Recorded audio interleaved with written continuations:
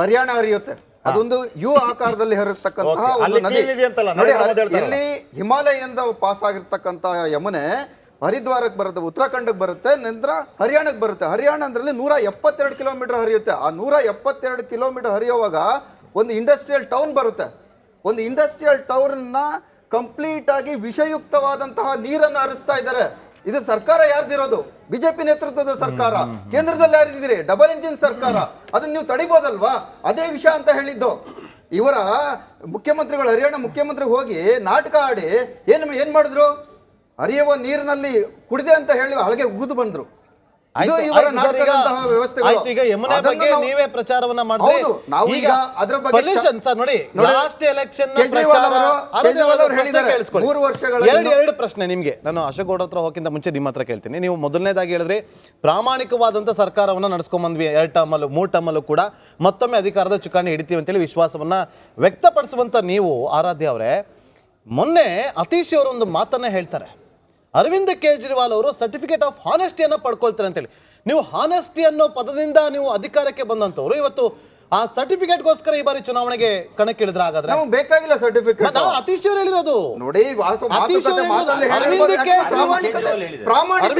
ಕೇಜ್ರಿವಾಲ್ ಹೇಳಿದ್ದಾರೆ ಪ್ರಾಮಾಣಿಕತೆ ಹೆಗ್ಗುರುತು. ನಾನು ಏನು ಅಂತ ಈಗ ನೋಡಿ, ಸಿಎಂ ಆಗ್ತೀನಿ ಅಲ್ಲಿ ತನಕ ಆಗಲ್ಲ ಅಂತ ಹೇಳಿದ್ದಾರೆ. ಹೌದು, ಅವ್ರು ಹೇಳಿದ್ದಾರೆ ಮುಖ್ಯಮಂತ್ರಿ ಮುಂದುವರಿಬಹುದಾಗಿತ್ತು.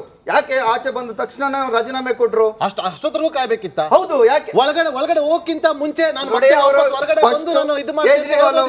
ಕೇಜ್ರಿವಾಲ್ ಅವರು ಸ್ಪಷ್ಟವಾಗಿ ಹೇಳಿದ್ದಾರೆ, ದೆಹಲಿ ಸರ್ಕಾರ, ಕೇಂದ್ರ ಸರ್ಕಾರ ಎಲ್ಲರನ್ನು ಅಪೋಸಿಷನ್ ಹತ್ತಿಕ್ಕುತ್ತೆ, ಎಲ್ಲ ಬೇಕಾಬಿಟ್ಟಿ ಕೇಸ್ಗಳನ್ನ ಹಾಕಿ ಇಡಿ ಮತ್ತು ಸಿಬಿಐ ಬಳಸಿ ಎಲ್ಲರನ್ನು ಒಳಗಡೆ ಕಳಿಸುತ್ತೆ, ಇವರ ವಿರೋಧಿಗಳನ್ನೆಲ್ಲ ಒಳಗಡೆ ಕಳಿಸುತ್ತೆ. ಆದ್ರೆ ವಿರೋಧಿಗಳದ್ದು ಒಳಗಡೆ ಹೋದ ತಕ್ಷಣ ರಾಜೀನಾಮೆ ಕೊಟ್ರೆ ಇದನ್ನೇ ಎಲ್ಲಾ ರಾಜ್ಯಗಳಲ್ಲೂ ಬಳಸ್ಕೊಳ್ಳುತ್ತೆ ಅನ್ನೋದನ್ನು ಮತ್ತೆ ಪ್ರಮುಖವಾಗಿ ಹೇಳಿದ್ದಾರೆ. ಆ ರಾಜ್ಯದಲ್ಲಿ ಒಂದು, ಈ ರಾಜ್ಯದಲ್ಲಿ ಒಂದು.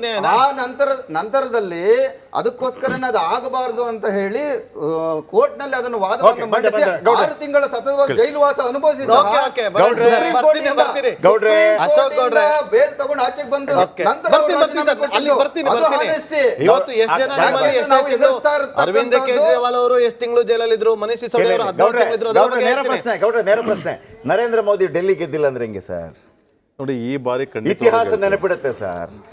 ಈ ಬಾರಿನೇ ಗೆಲ್ಬೇಕು ಸರ್. ಈ ಬಾರಿನೇ ಗೆಲ್ತೀವಿ. ಯಾಕೆ ಅಂತಂದ್ರೆ ಜಿಂಕ್ಸ್ ಆಫ್ 3 ಅಂತ ಅಂದ್ಬಿಟ್ಟು ಡೆಲ್ಲಿಗೆ ಒಂದು ಇದೆ. ಏನಂದ್ರೆ ನಾವು 3 ಸರ್ಕಾರಗಳ ರಚನೆ ಆಯಿತು. ಅದಾದ್ಮೇಲೆ 3 ಟರ್ಮು ಶೀಲಾ ದೀಕ್ಷಿತ್ ಅವ್ರು ಗೆದ್ರು, 3 ಟರ್ಮ್ ಸರ್ಕಾರನ ಅರವಿಂದ್ ಕೇಜ್ರಿವಾಲ್ ಅವ್ರು ಫಾರ್ಮ್ ಮಾಡ್ತಾರೆ. ಆ 3ನೇ ಟರ್ಮ್ ಆದಮೇಲೆ ಅಲ್ಲಿ ಏನೋ ಒಂದು ಮ್ಯಾಜಿಕ್ ಆಗ್ತದೆ. ಆ ಮ್ಯಾಜಿಕ್ಕು ಭಗವಂತನಿಗೆ ಗೊತ್ತು ಅಥವಾ ಜನ ಆಫ್ ಡೆಲ್ಲಿಗೆ ಗೊತ್ತು.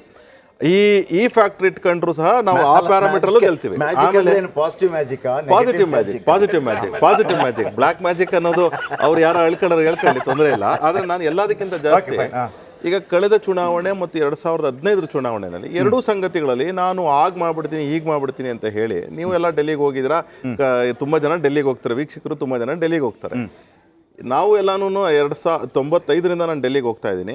ಆವತ್ತು ಡೆಲ್ಲಿ ಏನಿತ್ತು, ತದನಂತರದಲ್ಲಿ 2000ರಲ್ಲಿ ಡೆಲ್ಲಿ ಏನಿತ್ತು, ತದನಂತರದಲ್ಲಿ ಪ್ರತಿ 5 ವರ್ಷಕ್ಕೊಂದು ಮೌಲ್ಯಮಾಪನ ಮಾಡ್ಕೊಂಡ್ಬಂದ್ರು ಸಹ ನಾನು ಇವತ್ತು ಇಲ್ಲಿ ಬಿಜೆಪಿ ಪರವಾಗಿ ರೆಪ್ರೆಸೆಂಟ್ ಮಾಡ್ತಿರೋದು. ಡೆಲ್ಲಿ ಶೀಲಾ ದೀಕ್ಷಿತ್ ಅವರು ಮುಖ್ಯಮಂತ್ರಿ ಆಗಿದ್ದಂಥ ಟೈಮ್ಗಳಲ್ಲಿ ಫ್ಲೈಓವರ್ಸ್ ಅಂತೂ ಆಯಿತು, ಆಯ್ತು, ಅದನ್ನು ಒಪ್ಕೊಳ್ಬೇಕು. ಆ ಫ್ಲೈಓವರ್ಸ್ ಆಗಿದ್ದರಿಂದ ಡೆಲ್ಲಿನಲ್ಲಿ ಕಮ್ಯೂಟಿಂಗ್ ಏನಿತ್ತು ಚೆನ್ನಾಗಾಯಿತು. ಈಗ ಮೆಟ್ರೋ ಬಿಟ್ಟರೆ ಎಲ್ಲರೂ ಯಾವುದ್ರೂ ಟ್ರಾವೆಲ್ ಮಾಡೋಕ್ಕಾಗಲ್ಲ ಡೆಲ್ಲಿ. ಮೊನ್ನೆ ಲಾಸ್ಟ್ ಸೆಪ್ಟೆಂಬರ್ಲಿ ಹೋಗಿದ್ದಾಗ ನಿಮಗೆ ಒಂದು ಜಾಗದಿಂದ ಇನ್ನೊಂದು ಜಾಗಕ್ಕೆ ಹೋಗಬೇಕು ಅಂದರೆ ಮಿನಿಮಮ್ 3/4 ಗಂಟೆ 2 ಗಂಟೆ ಈ ಥರ ಆಗ್ತಕ್ಕಂಥ ಪರಿಸ್ಥಿತಿ ಇದೆ ಡೆಲ್ಲಿನಲ್ಲಿ. ಸಮಾವೇಶ ಸಂಖ್ಯೆ ತಂದ್ರಲ್ಲ, ಅದೇ ಇದ್ರ ಜೊತೆಗೆ ಅದೊಂದು. ಆಮೇಲೆ ಯಮುನೆ ಕ್ಲೀನ್ ಮಾಡ್ತೀನಿ ಅಂತಂದ್ರು. ಇವತ್ತಿಗೂ ಸಹ ಹರಿಯಾಣ ಸರ್ಕಾರ ಬ್ಲೇಮ್ ಮಾಡ್ತಾರೆ. ಅಂದರೆ ನೆಲ ಡೊಂಕು ಅಂತ ಹೇಳ್ದ. ಆ ರೀತಿ ಆಯಿತು. ರಸ್ತೆಗಳಾದ್ರೂ ಇಂಪ್ರೂವ್ ಆಯ್ತಾ? ಅದು ಆಗಿಲ್ಲ. ನಾನೇ ಒಂದು ಶಿಕ್ಷಣ ಉದ್ಯೋಗಿಯಾಗಿ ಹೇಳ್ತಿದ್ದೀನಿ. ಏನು ಅಂತಂದರೆ ಸ್ಕೂಲ್ಸ್ ನಾವು ಇಂಪ್ರೂವ್ ಮಾಡಿದ್ವಿ. 6,000 ಕೋಟಿಯಿಂದ 15,000 ಕೋಟಿಗೆ ಬಡ್ಜೆಟ್ ತಗೊಂಡ್ಕೊಂಡೋದ್ವಿ. ಎಷ್ಟು ಜನಕ್ಕೆ ನೀವು ಸರ್ಕಾರಿ ಶಾಲೆಗಳಲ್ಲಿ ಅಡ್ಮಿಷನ್ ಜಾಸ್ತಿ ಮಾಡಿ ಯಾವ ರೀತಿ ಸವಲತ್ತುಗಳನ್ನ ಕೊಟ್ಟಿದ್ದೀರಾ? Believe me or not, on statistics I am saying. Statistics ಜೊತೆ ಮಾತಾಡ್ತೀನಿ. 4% ಆಫ್ ಪ್ರೈವೇಟ್ ಸ್ಕೂಲಿನ ಮಕ್ಕಳು ಕಡಿಮೆ ಆಗಿ 4% ಸರ್ಕಾರಿ ಶಾಲೆಗಳ ಅಡ್ಮಿಷನ್ ಜಾಸ್ತಿ ಆಯಿತು. ಕೇವಲ 4%. 4% ಆದ್ರೆ ಜಾಸ್ತಿ ಆಯ್ತಲ್ಲ. ಬಂದೆ ಅದ್ರ ಜೊತೆಗೆ ಫ್ರೀ ಅಡ್ಮಿಷನ್ಸ್ ಕೊಡ್ತಿದ್ದಾರೆ ಅಂದ್ರೆ ಇವ್ರು ಯಾವುದು ಸರ್ಕಾರ ಮಾಡ್ತಿಲ್ಲ. ಯಾಕೆಂದ್ರೆ ಈಗ ನನ್ನಂತರ ಯಾರೋ ಒಬ್ರು ಆಂಟ್ರಪ್ರನರ್ ಹತ್ರ ಹೋಗ್ಬಿಟ್ಟು ಟೈಪ್ ಮಾಡ್ಕೊಂತಾರೆ, ಅವ್ರೊಂದು ಸ್ವಲ್ಪ ಟಾಯ್ಲೆಟ್ ಅದಕ್ಕೆ ಎಫರ್ಟ್ ಹಾಕಿದ್ದಾರೆ, ಅದನ್ನು ನನಗೆ ಅಳಗಲಿಯಲ್ಲ. Mohalla clinics is utter failure in Delhi. ಯಾಕೆ ನೀವು ಯಾವುದೇ ಸ್ಟ್ರೀಟ್ಸ್ ಆಫ್ ಡೆಲ್ಲಿಗೆ ಹೋಗಿ ಮೊಹಲ್ಲಾ ಕ್ಲಿನಿಕ್ಗೆ ಹೋದ್ರೆ ಅಲ್ಲಿ ಯಾವುದೇ ರೀತಿ ವ್ಯವಸ್ಥೆ ಹೆಂಗಿದೆ ಅಂತಂದರೆ ನಮ್ಮ ವಿಕ್ಟೋರಿಯಾ ಆಸ್ಪತ್ರೆಗೆ ಹೋಗೋದಂಗೆ ಆಗುತ್ತೆ. ಇರಲಿ ಒಂದು ಕಡೆಗೆ ಸ್ಕ್ಯಾಮ್ಸು ಆಂಟಿ ಕರಪ್ಷನ್ ವಿಚಾರ ತೆಗೆದುಕೊಂಡು ಬಂದಂತಹ ಅರವಿಂದ್ ಕೇಜ್ರಿವಾಲು, ಮನೀಶ್ ಸಿಸೋಡಿಯಾ ಮತ್ತು ಅವ್ರ ಗ್ಯಾಂಗ್ ಏನಿದೆ, ಎಲ್ಲದಕ್ಕಿಂತ ದೊಡ್ಡ ಸ್ಕ್ಯಾಮು ಲಿಕ್ಕರ್ ಸ್ಕ್ಯಾಮ್ನ ಮಾಡಿ ಇವತ್ತು ನಾವು ಯಾವುದು ಸ್ಕ್ಯಾಮ್ ಮಾಡಿಲ್ಲ ಅಂತ ಹೇಳಿ ಹೇಳ್ಕೊಂಡು ಓಡಾಡ್ತಿದ್ದಾರೆ. ಅದಕ್ಕೆ ಇದನ್ನೆಲ್ಲ ನೋಡಿರ್ತಕ್ಕಂಥ ಡೆಲ್ಲಿ ಜನ ಓಲಿ ಒಂದು ಸಣ್ಣದಾಗಿ ನೀರಾದರೂ ಕೊಟ್ರ, ಅವ್ರಿಗೆ ಕ್ಲೀನ್ ವಾಟರ್ ಕೊಟ್ರಾ, ಓಲಿ ಅದು ಬಿಟ್ಬಿಡಿ.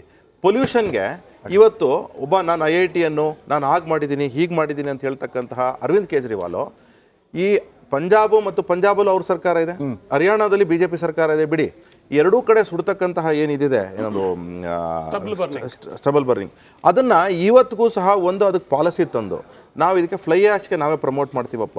ನಾನೊಬ್ಬ ಕ್ವಾಲಿಫೈಡ್ ಇಂಜಿನಿಯರ್ ಆಗಿ ಹೇಳ್ತೀನಿ, ಫ್ಲೈ ಆಶ್ಗೆ ಪ್ರಮೋಟ್ ಮಾಡ್ತೀವಿ, ನೀವು ಫ್ಲೈ ಆಶ್ಗೆ ಕನ್ವರ್ಟ್ ಮಾಡಿಸಿ ಅದನ್ನು ಮಾಡ್ಬೋದು. ಸ್ಟೆಬಿಲೈಸ್ ಬಿಕ್ಸಲ್ಲಿ 30% ಹಾಕ್ಬೋದು. ಅದನ್ನ ಮಾಡ್ಲಿಕ್ಕಂತ ಒಂದು ಯೋಜನೆ IIT-ಯನ್ ಅವರು is a qualified person, is not a layman.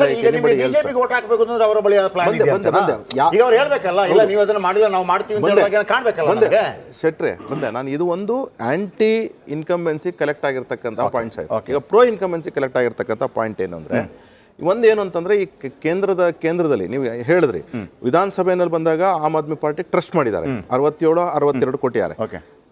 ಅದೇ ಲೋಕಸಭೆಗೆ ಬಂದಾಗ 7% ಕೊಟ್ಟಿದ್ದಾರೆ. ಆಮೇಲೆ ಜೊತೆಗೆ ಮ್ಯಾಸಿವ್, ಅದು ಎಷ್ಟು ಪರ್ಸೆಂಟೇಜ್ ಆಫ್ ವೋಟ್ ಅಂತಂದ್ರೆ 2014 46%, 2019 56.86%, 2023 54.35% ಕೊಟ್ಟಿದ್ದಾರೆ. ವೋಟ್ ಶೇರ್ ಡೆಲ್ಲಿಗೆ ನೀವು ಅಸೆಂಬ್ಲಿಗೆ ಹೋದ್ರೂ ಸಹ 38%ಗಿಂತ ಕಡಿಮೆ. ನೀವು ಇದು ನಾವು ಫೇಸ್ ವೈಸ್ ಲೆಕ್ಕ ಆಮೇಲೆ ಏನು ಸ್ಪ್ಲಿಟ್ ವೋಟ್ ಕಾನ್ಸೆಪ್ಟ್ ಏನಿದೆ ಅದು ನಮ್ಮ ಕರ್ನಾಟಕದಲ್ಲಿ ಪ್ರಾರಂಭ ಆದ್ರೂ ಸಹ ಈಗ ಇವತ್ತು ಇಡೀ ದೇಶದಲ್ಲಿ ಎಲ್ಲಾನು ಸಹ ಸ್ಟ್ಯಾಂಡರ್ಡ್ ಆಗ್ಬಿಟ್ಟಿದೆ, ಇನ್ಕ್ಲೂಡಿಂಗ್ ಮಹಾರಾಷ್ಟ್ರ, ಹರಿಯಾಣ, ಡೆಲ್ಲಿನಲ್ಲೂ ಸಹ ಮಾಡ್ಕೊಂಡಿದ್ದಾರೆ. ಆದ್ರೆ ಅದ್ರ ಜೊತೆಗೆ ಅಲ್ಲ, ನಾನು BJP ಪ್ರೋ ಪಾಯಿಂಟ್ ಯಾಕೋಸ್ಕರ ವೋಟ್ ಹಾಕ್ತಿದ್ದಾರೆ BJPಗೆ ಅಂದ್ರೆ, ಒಂದು ನರೇಂದ್ರ ಮೋದಿ ಅವರು ಕೇಂದ್ರದಲ್ಲಿ ಮಾಡಿರತಕ್ಕಂತಹ ಅಭಿವೃದ್ಧಿಗಳು, ಆಮೇಲೆ ರಾಜ್ಯದಲ್ಲೇನೆ 93 ಇಂದ 95 ವರೆಗೂ ಮಾಡಿದಂತಹ ಯಾವ ಇನಿಷಿಯೇಷನ್ಸ್ ಇತ್ತು ಅದನ್ನ ಶೀಲಾ ದೀಕ್ಷಿತ್ ಮುಂದುವರಿಸಿದ್ರು, ಇನ್ಕ್ಲೂಡಿಂಗ್ ಇನ್ಫ್ರಾಸ್ಟ್ರಕ್ಚರಲ್ ಪ್ರಾಜೆಕ್ಟ್ಸ್ಗೆ.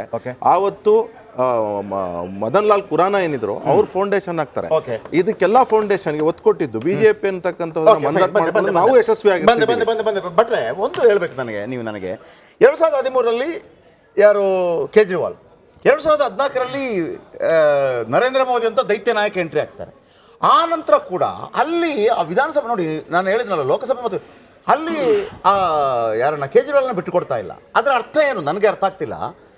ಕಾಂಗ್ರೆಸ್ನ ಪರ್ಯಾಯವಾಗಿ ಆಮ್ ಆದ್ಮಿಯನ್ನು ಸ್ವೀಕರಿಸ್ಕೊಂಡ್ಬಿಟ್ರ ಜನ, ಅದುವೇ ಮುಂದುವರಿತಾ ಇದೆಯಾ? ಬಿಕಾಸ್ ನೋಡಿ, ನೀವಲ್ಲಿ ಪಂಜಾಬಲ್ಲಿ ನೋಡಿ ಕ್ಲೀನ್ ಸ್ವೀಪ್.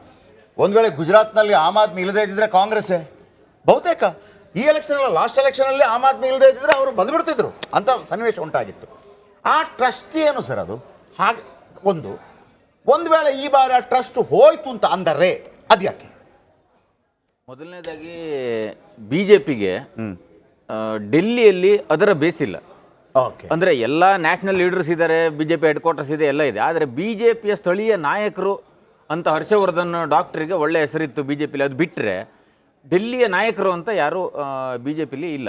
ಲೋಕಲ್ ಸ್ಥಳೀಯ ನಾಯಕರು ಜನ ನಮ್ಮ BK ಹರಿಪ್ರಸಾದ್ ಇದ್ದಂಗೆ ಜನ ದೊಡ್ಡ ನಾಯಕರು, ಅವರು ಡೆಲ್ಲಿಯಲ್ಲಿ ಫೇಮಸ್ ಇದ್ದಾರೆ, ಬಟ್ ಇಲ್ಲಿವರೆಗೊಂದು ಕ್ಷೇತ್ರ ಅಂತ ಇಲ್ಲ. ವಿಧಾನಸಭೆಯಲ್ಲಿ ವೋಟ್ ಮಾಡ್ಬೇಕಾದ್ರೆ ನಮ್ಮನ್ನ ಇಲ್ಲಿ ಆಳುವವನು ಯಾರು ಅಂತ ನೋಡ್ತಾರೆ. ಮೋದಿ ಇರ್ಬೋದು, ಮೋದಿ ಫೋಟೋ ಹಾಕೊಂಡಿರ್ಬೋದು, ಆದ್ರೆ ಮೋದಿ ಬಂದು ಇಲ್ಲಿ ಆಳಕ್ಕಾಗಲ್ಲ. ಮೋದಿ ಅವರು ಪ್ರೈಮ್ ಮಿನಿಸ್ಟರ್ ಆಗಿರ್ತಾರೆ. ಸೊ ಲೋಕಲ್ ಅಲ್ಲಿ ಯಾರು ಅನ್ನೋ ಪ್ರಶ್ನೆ ಬಂದಾಗ ಲೋಕಲ್ ಅಲ್ಲಿ BJPಗೆ ಅಲ್ಲಿ ಜನ ಇಲ್ಲ. ಅದಕ್ಕೋಸ್ಕರ BJPಗೆ ಅಲ್ಲಿ